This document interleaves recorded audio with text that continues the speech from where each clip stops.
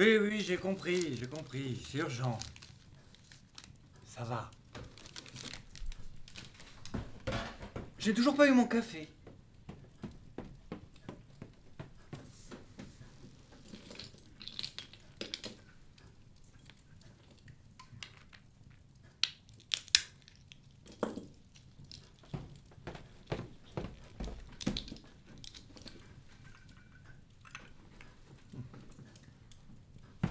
Ah, ah c'est froid. Ah, c'est bouillu, c'est infect. Ils font de véritables mixtures ici, c'est imbuvable. Bon. Ah. Faisons contre mauvaise fortune bon cœur. Ah. Dans ces pays de bohème, on retrouve difficilement des bons bardolinos. Si aromatiques. Ils ne savent pas qui je suis ici. Pourtant, je ne suis pas n'importe qui. Moi, homme de lettres, je vais leur raconter une histoire considérable. Et personne au monde ne sera en état de démêler ce qui est de l'histoire vraie ou du roman. Et on ne pourra, sans preuve évidente, ni nier un fait quelconque, ni y ajouter foi. Et qui viennent me voir, ces savants physiciens, je les attends de pied ferme, moi. Ça s'appellera l'Icosaméron.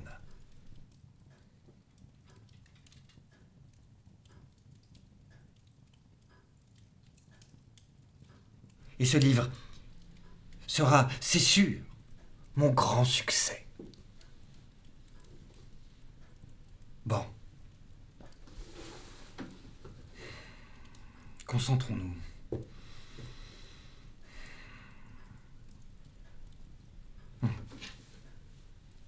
C'est l'histoire d'Édouard.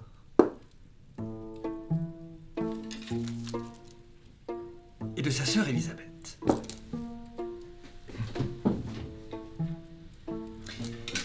Il rentre. Papa! Maman! Maman! Papa! Qu'est-ce que... Édouard? Ah! Élisabeth? Oui! C'est nous! Mais c'est impossible. Vous êtes parti il y a de cela 80 ans. Vous devriez être tout rabougri. Or là, vous êtes tout jeune. Et pourtant, c'est bien nous! Mère, père, nous avons été pendant près de 81 ans dans un monde où le temps n'a pas la force de faire vieillir les mortels. Oui, nous avons fait un magnifique voyage au centre de la Terre.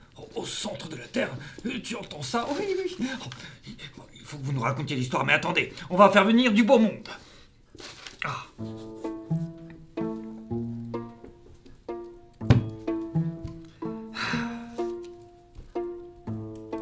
Amiral Howard.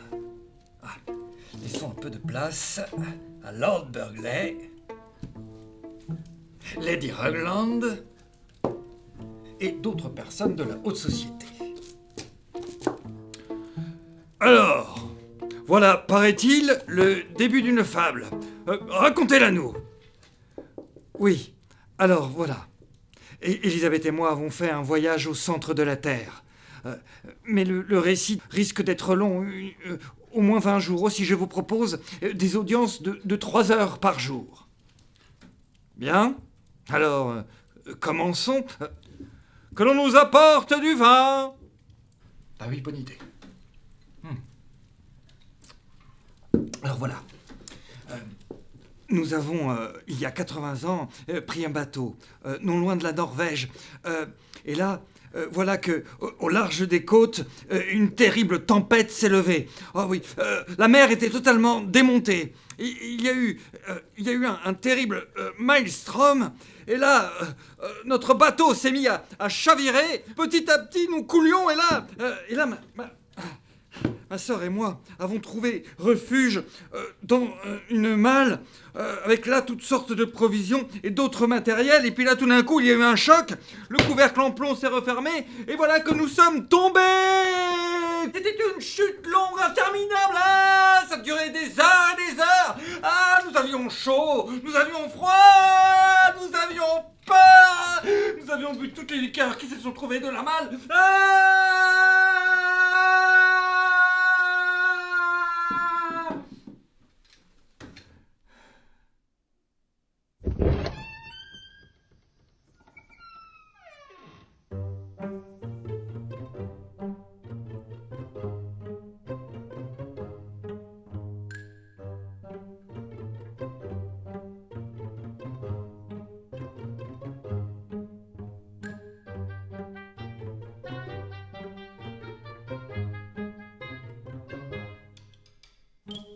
Nous étions dans une espèce d'agonie quand nous vîmes des êtres tout nus arriver.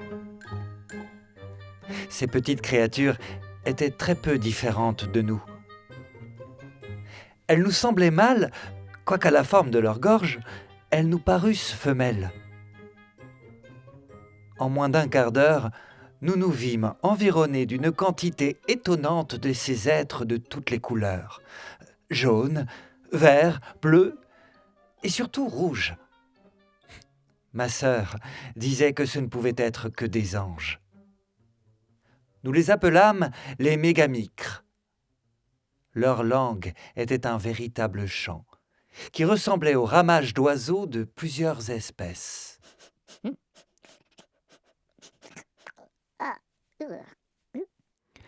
Nous étions honteux de notre malpropreté. Après cette si longue chute, ils nous déshabillèrent, nous les laissâmes faire.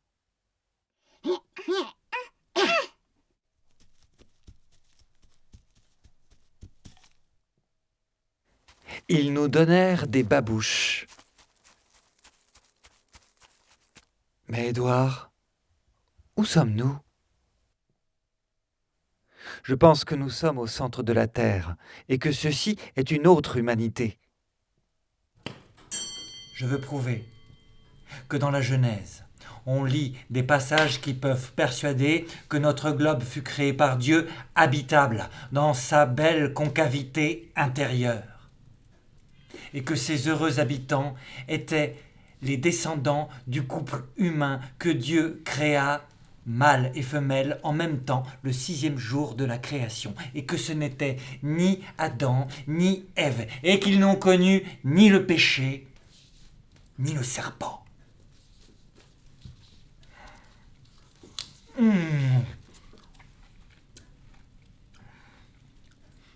Lecteur, ne vous alarmez pas. Relisez Genèse, chapitre 1, 26-27.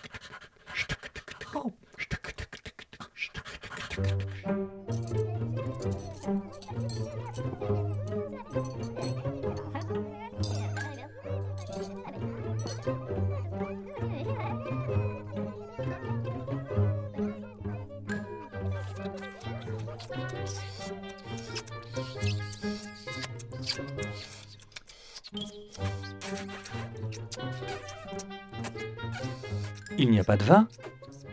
Il n'y a pas d'eau ?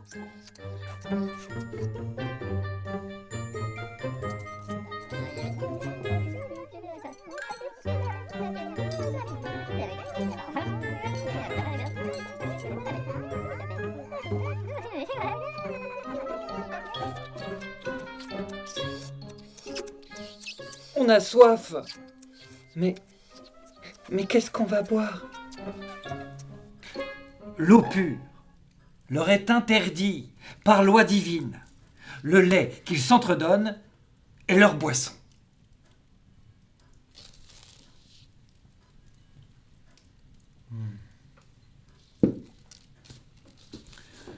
Le gouverneur donna des ordres.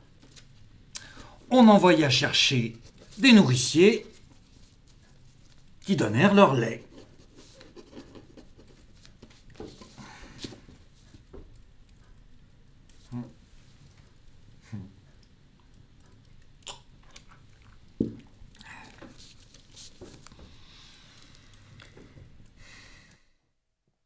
Ces nourriciers menacent parfois de nous laisser mourir de soif. Oui, c'est humiliant de devoir sucer ainsi et dépendre du bon vouloir de ces impertinents.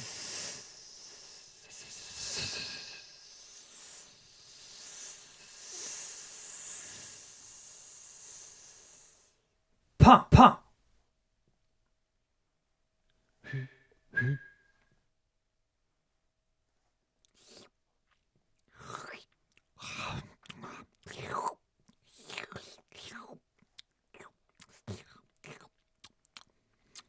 Problème résolu.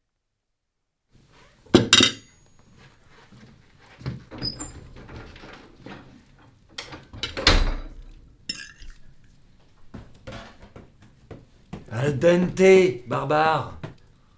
Combien de fois dois-je leur dire?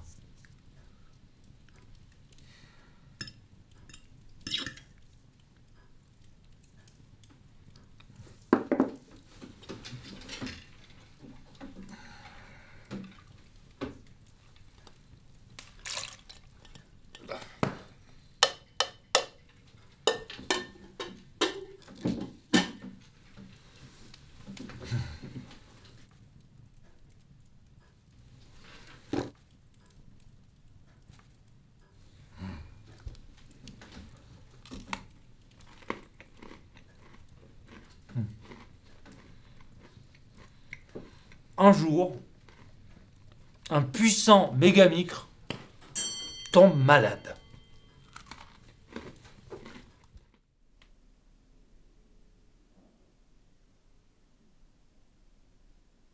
Je suis un puissant mégamicre et je suis malade. On va vous soigner.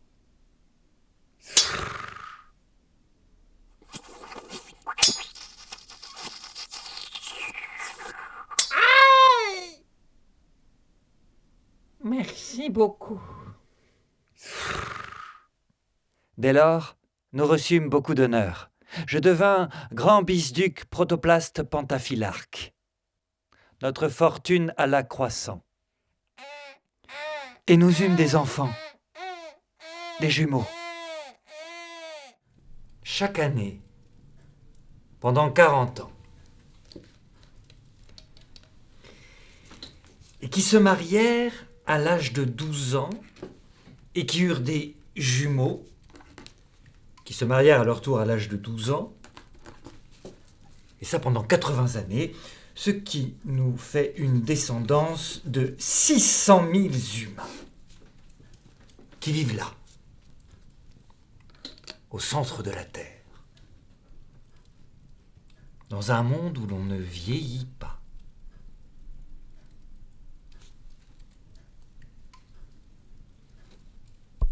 Le grand ennemi de la jeunesse de l'homme, c'est le temps. C'est son vrai destructeur. Et le temps est là, partout. Et dans le monde intérieur également. Mais chez les mégamicres, la matrice du suc nourricier les fait vivre jeunes et sains jusqu'au terme que la nature a prescrit à leur vie, et que chacun d'entre eux connaît. Et la fin de leur existence leur apparaît dans un paroxysme d'essence.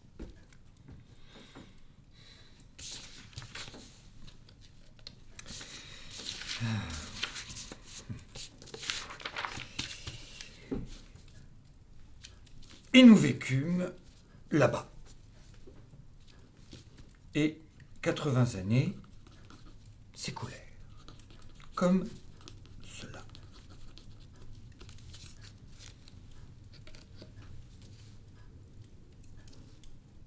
Notre imagination était sans limite.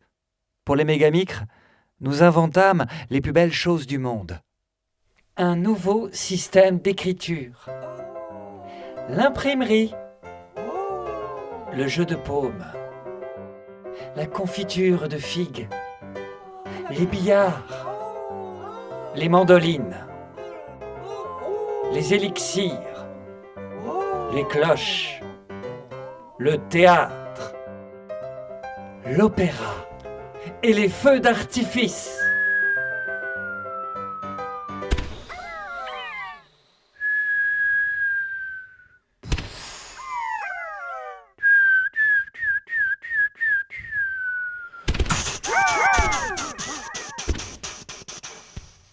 Et c'est pour creuser une nouvelle salle de spectacle que nous utilisâmes la poudre à canon.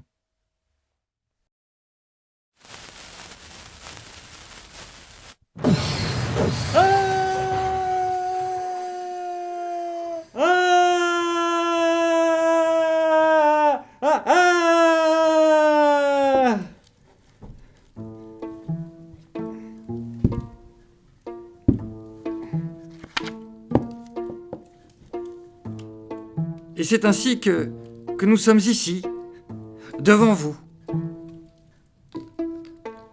Oh, extraordinaire!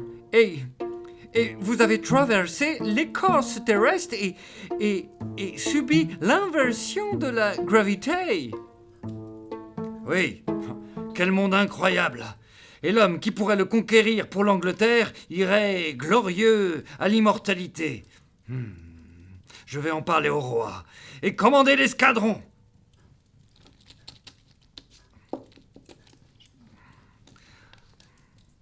Oh, amiral, quel mal ont fait les bons mégamicres à l'Angleterre pour qu'elle veuille les assujettir. L'Angleterre n'a aucun droit sur eux. Oui, et j'imagine que dans 10 années, sans doute, vous aurez un fort désir d'y retourner, non ? Oh, milord, vous savez, j'ai 93 ans, et depuis que nous sommes de retour ici, Je me sens vieillir, de jour en jour.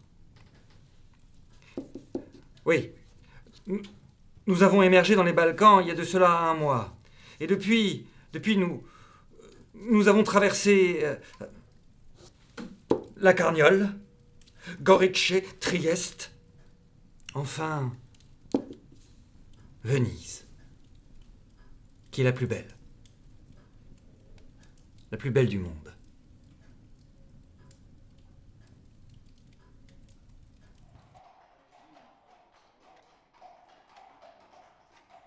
Comment ça ? Mon épopée incroyable, mon Nicosaméron, il le trouve plat, vaguement inspiré de Gulliver, sec, lent, ennuyeux, insipide, invraisemblable, trop long. Je vais écrire une confutation à ce grossier critique. Ce gazetier d'Iéna devenu poussière ne s'opposera pas à la justice que les gens honnêtes me rendront. Les corbeaux de l'Arioste auront mangé et digéré son nom dans le fleuve de l'oubli. Alors que moi, personne ne m'oubliera. Parce que je n'oublie personne.